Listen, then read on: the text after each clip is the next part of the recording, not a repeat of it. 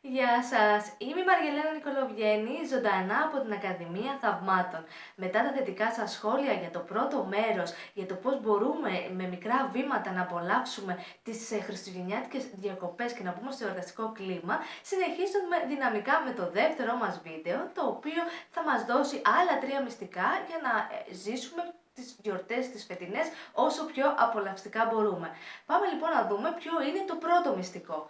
Απολαύστε χριστουγεννιάτικες ταινίες. Ευτυχώς, για καλή μας τύχη, τηλεόραση αυτές τις μέρες και ειδικά προς το μέσα των Χριστουγέννων και της Πρωτοχρονιάς βάζουν πάρα πολλές χριστουγεννιάτικες ταινίες. Ωστόσο όμως μπορείτε να τις απολαύσετε είτε κατά δική σας επιλογή είτε από αυτές που θα παίζονται εκείνη την περίοδο.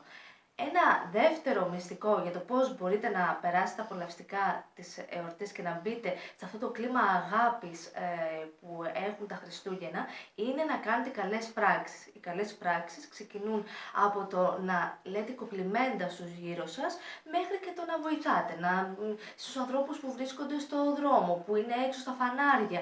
Κάντε μια καλή πράξη που θα σας γεμίσει και θα σας κάνει να νιώσετε ηθική ικανοποίηση. Και τέλος, το τρίτο βήμα και το πιο απολαυστικό για μένα είναι να χρησιμοποιήσετε συνειδητά λαμπερές και συναρπαστικές λέξεις.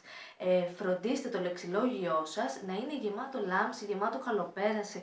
Όσο δύσκολες και αν είναι οι εποχές που ζούμε, αν χάσουμε το χαμόγελό μας, δεν θα μας μείνει τίποτε άλλο. Γι' αυτό λοιπόν φροντίστε και οι λέξεις που επειδή συνδέονται με την ψυχή μας και την καρδιά μας, να είναι τέτοιες που θα μας κάνουν πραγματικά να απολαύσουμε τις φετινές μας διακοπές και κάθε περίοδο της ζωής μας εννοείται.